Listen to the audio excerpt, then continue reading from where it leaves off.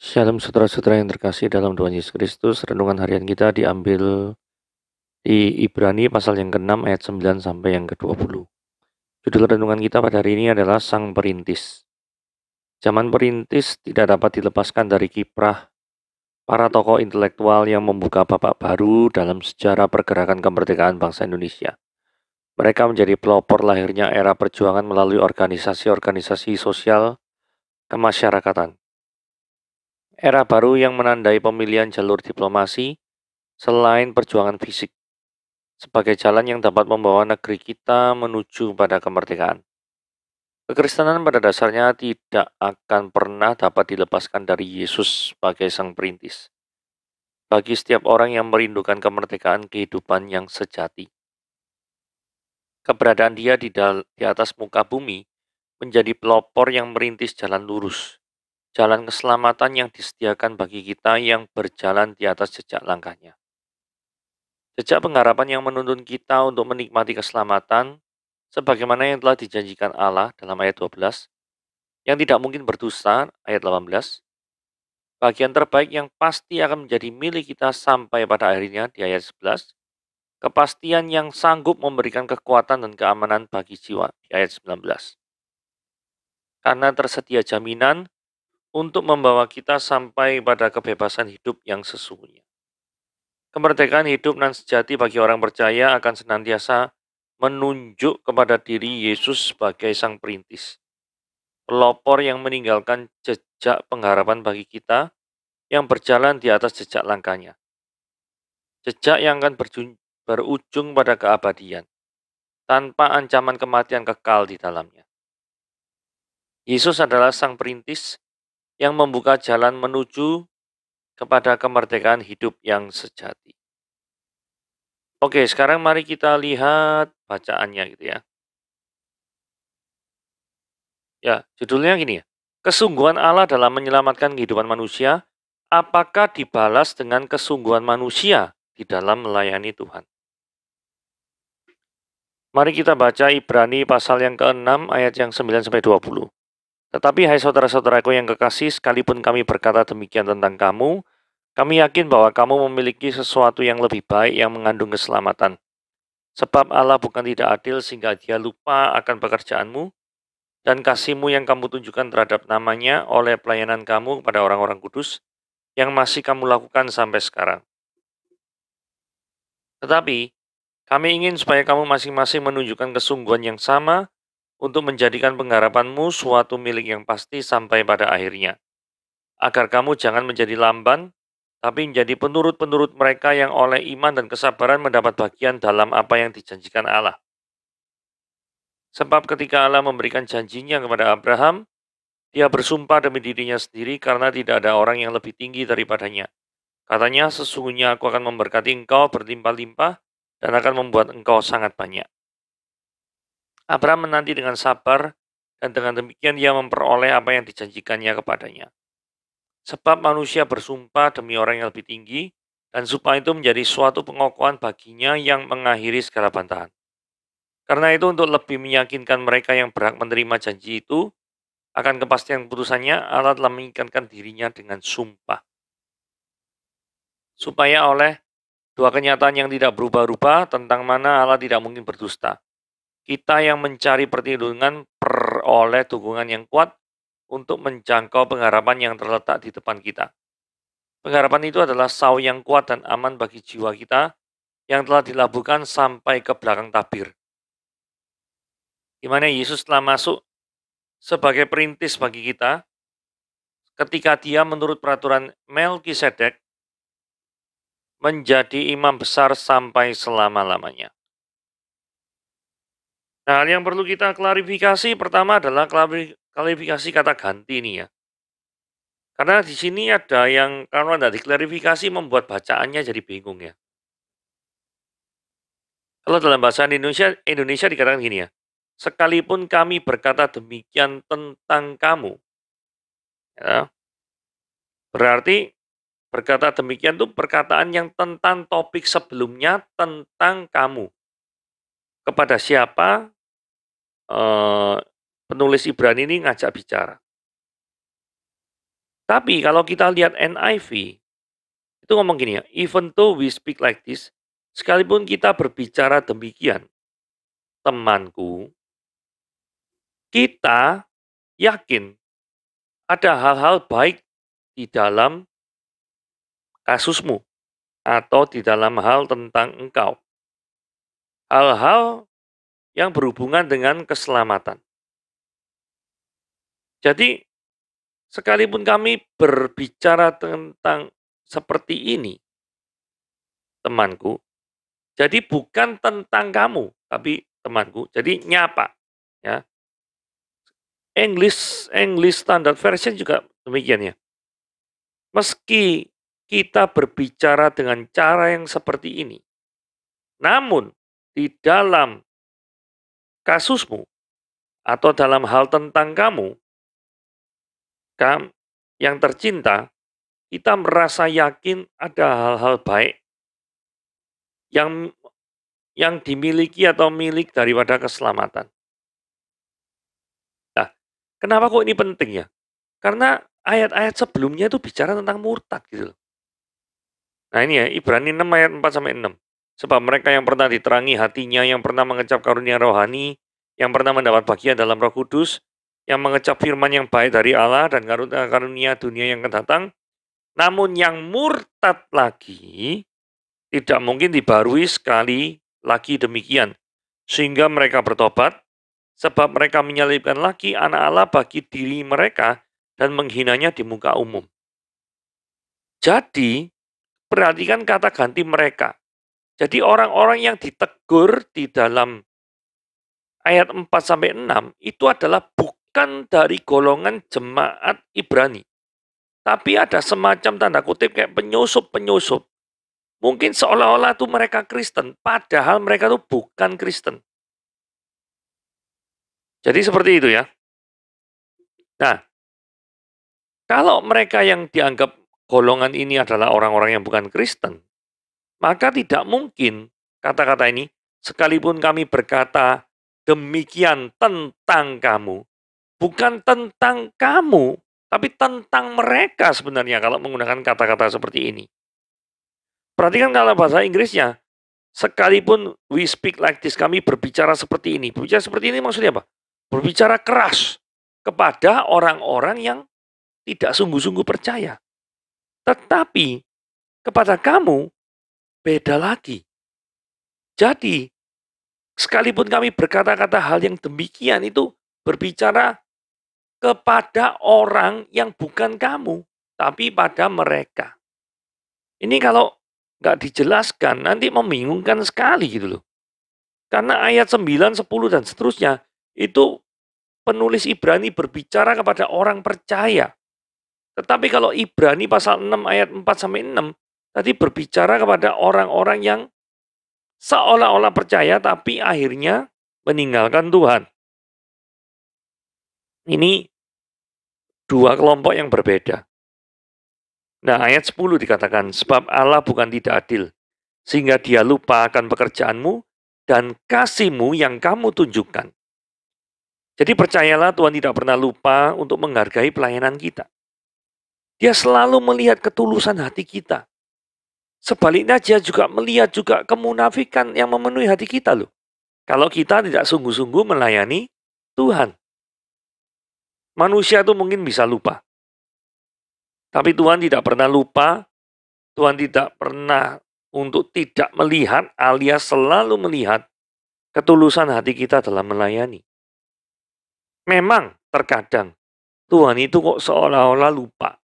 Contoh kasusnya Yusuf yang harus nunggu 2 tahun barusan dibebaskan dari penjara Mesir. Yusuf ini kasihan sekali ya, karena bisa mengartikan mimpi juru roti dan juru minuman. Akhirnya juru minumannya dibebaskan, lupa ngucap terima kasih saking senengnya. Terus 2 tahun kemudian Firaun barusan mimpi, terus tanya kepada orang-orang, kira-kira siapa sih yang bisa ngerti mimpiku ya? Terus juru minuman barusan teringat pada Yusuf, tapi 2 tahun kemudian. Bayangkan, kebaikan saudara dilupakan dan barusan diingat 2 tahun kemudian. Dan selama menunggu itu, Anda berada dalam penjara. Bukankah ini membuat kita berpikir seolah-olah Tuhan itu lalai, lupa? Tidak. Firman Tuhan berkata Tuhan tidak mungkin lupa. Tuhan tahu masa-masa yang terbaik di dalam hidupmu. Tidak terlalu cepat dan tidak terlalu lambat. Nah, kemudian orang-orang ini dianjurkan atau diperintahkan lebih tepatnya ya, tulus dan semangat dalam pelayanan. Mari kita lihat ya, tetapi kami ingin supaya kamu ini jemaat yang benar-benar giat ya, masing-masing nunjuk no kesungguhan. Seorang yang percaya pada Tuhan pasti memiliki kerinduan dan kesungguhan dalam melayani Tuhan. Tidak mungkin melayani Tuhan pengen cari duit, pengen dapat show off, dihargai orang, enggak. Itu adalah orang yang benar-benar enggak cinta Tuhan. Tapi melayani dengan tujuan untuk kemuliaan nama Tuhan. Ayat 12 ini mendorong supaya kita semangat dan produktif dalam melayani Tuhan. Dikatakan di sini, kamu jangan jadi lamban. Jadi ibarat kita naik sepeda, kita tuh mesti mengayuh dengan cepat, dengan semangat, supaya kita tidak jatuh dari sepeda. Kan kehidupan sepeda itu seperti kehidupan iman. Ketika kita berhenti mengayuh, maka kita akan jatuh. Ketika kita berhenti percaya kepada Tuhan, maka kita juga akan jatuh. Ketika kita berhenti beriman, maka kita akan jatuh. Jadi teruslah untuk tulus dan semangat dalam pelayanan. Nah, kesungguhan Allah dalam janji. Saudara, tadi kan kita bicara ayat 12 itu, kesungguhan dalam pelayanan. Nah, ayat 13 ini memberikan contoh. Kesungguhan itu seperti apa sih? Ayat 13 ngomong gini ya, sebab ketika Allah memberikan janjinya kepada Abraham, dia bersumpah demi dirinya sendiri. Karena tidak ada orang yang lebih tinggi daripadanya. Jadi, di ayat 13 diceritakan, kesungguhan Allah dalam melakukan atau menepati janji kepada Abraham. Jadi artinya Allah itu mengikatkan dirinya dengan janji itu melalui sumpah. Kaitannya dengan ayat 11 dan 12, itu adalah gini. Apakah kita memiliki keterikatan yang sungguh dalam melayani? Ayat 11 bicara tentang kesungguhan dalam pelayanan. Ayat 12 berbicara tentang supaya kita semangat di dalam melayani Tuhan. Jangan lamban. Nah, kalau Tuhan saja memiliki atau bersumpah demi dirinya sendiri, artinya mau mengikatkan diri terhadap janji yang sudah dia berikan kepada Abraham, apakah kita juga memiliki kesungguhan itu di dalam melayani Tuhan? Jikalau belum, marilah kita berkomitmen kepada Tuhan supaya memberikan hidup kita sungguh-sungguh di dalam mengasihi Dia dan melayani Dia. Ayat 14 dan 15. Sesungguhnya aku akan memberkati engkau, ini ngomong sama Abraham ya, berlimpah-limpah dan membuat engkau sangat banyak. Ayat 15 ini menarik. Abraham menanti dengan apa? Sabar. Janji Tuhan kepada Abraham seolah-olah itu nun jauh di sana penggenapannya. Kenapa? Karena janji Tuhan kepada Abraham tentang keturunannya, barusan digenapi 25 tahun kemudian. Bahkan sampai mati pun, Abraham itu tidak melihat penggenapan janji dalam pengertian banyak sekali keturunannya, tidak lihat. Keturunan akan seperti bintang di langit dan pasir di laut. Sampai mati pun ya belum terjadi. Tetapi bukan berarti ketika Abraham mati tidak terjadi, Tuhan lalai dalam menepati janjinya. Tidak. Nanti memang di dalam keturunan melalui Ishak, melalui Yakub akan terbentuklah bangsa Israel. Jadi ada hal yang tidak dapat kita lihat ketika penggenapan janji Tuhan itu terjadi. Karena terjadinya penggenapan itu bisa saja ketika kita sudah tidak berada di dalam dunia ini.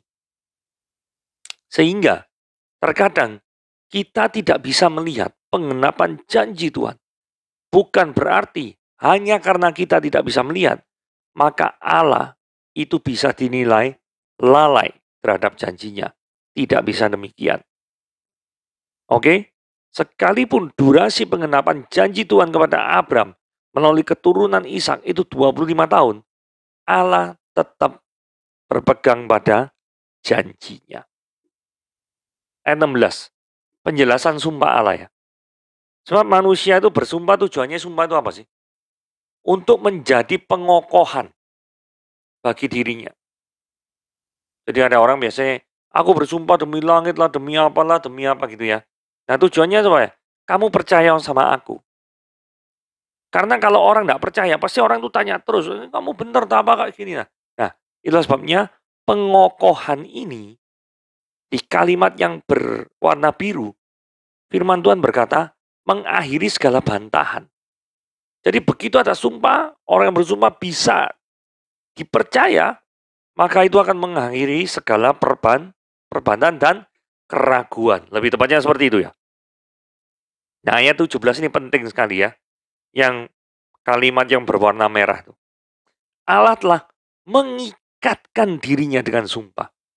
Jadi kesungguhan seorang itu bisa dinilai dari seberapa dalam dia terlibat dan mengikatkan dirinya dengan apa yang dianggap penting itu. Kalau orang tidak mengikatkan diri, tidak mau terlibat dalam suatu proyek, berarti orang itu tidak cinta terhadap proyek itu. Gitu aja. Nah, ayat 19 dan 20 ya. Kristus itu sauh penghiburan kita. Dikatakan di sini ya, pengharapan itu adalah sauh yang kuat dan aman bagi jiwa yang telah dilabuhkan sampai ke belakang tabir. Ini kalau bagi yang nggak ngerti kemah suci, ini tabir ini maksudnya kemah suci ya. Jadi kemah suci itu kan ada halaman, ruang kudus, ruang maha kudus. Antara ruang kudus dan ruang maha kudus ada tabir atau tirai. Ya. Nah Yesus Kristus ini sebagai imam besar menurut peraturan daripada Melkisedek. Mengapa perlu demikian? Karena yang boleh masuk seharusnya suku Lewi. Yesus adalah suku Yehuda. Seharusnya tidak boleh masuk. Tetapi kalau tidak boleh masuk, apakah memang harus suku Lewi yang boleh jadi imam? Jawabannya tidak. Kalau menurut peraturan Melkisedek, ini Melkisedek ini zamannya Abram. Zamannya Abram tuh belum ada 12 suku. Tapi ada imam yang namanya Melkisedek. Nah, kalau Yesus bisa menjadi imam menurut aturan Melkisedek, menurut saya ini harus dipadankan dengan keberadaan Melkisedek itu yang jauh sebelum daripada keberadaan 12 suku Israel. Yesus bisa dipadankan menurut jadi imam menurut peraturan Melkisedek karena eksistensi daripada Yesus Kristus itu jauh lama lebih ada. Sudah dulu lebih ada daripada eksistensi daripada suku Lewi. Karena sebelum Abraham ada, aku ada. Jadi di sini kita lihat paralelisasinya antara Yesus sebagai imam besar menurut peraturan Melkisedek. Gitu ya. Oke? Mari kita lihat pengharapan akan keselamatan kita itu dilekatkan atau dihubungkan, disauhkan gitu ya. Dikaitkan dengan pengorbanan Kristus di kayu salib yang berfungsi sebagai pengantara, imam besar, yang menjembatani antara umat yang berdosa dan Allah yang kudus. Saudara ini berbicara tentang keselamatan dan pengharapan apa yang ada padanya. Kalau ayat 4-6, itu adalah orang yang benar-benar tidak memiliki sauh pengharapan yang dilabuhkan sampai ke tabir. Mereka tidak memiliki pegangan yang kuat. Mereka tidak memiliki dasar yang teguh. Mereka tidak memiliki imam besar yang menjadi pengantara bagi mereka. Itu bedanya Ibrani pasal 6-6 dengan Ibrani pasal 6 ayat 9-20 yang sedang kita baca ini. Oke? Sampai di sini pemberitaan firman Tuhan. Tuhan Yesus memberkati.